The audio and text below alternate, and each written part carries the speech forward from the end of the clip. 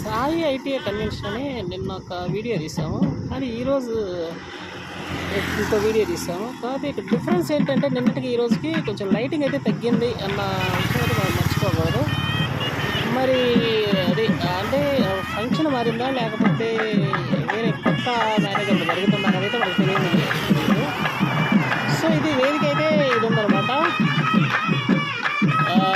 Board కూడా చూస్తే board మారిందని చెప్పాలి.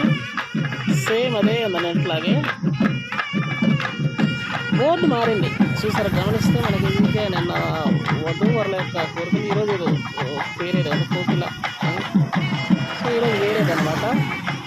సో ఏది ఏమైనప్పటికీ కొంచెం ఇలా ఫంక్షన్స్ మారుతూ ఉంటాయి. ఏదో కొంచెం బాగానే ఉందనిపిస్తుంది. కాబట్టి ఇది కొత్త రకమైన మోడల్.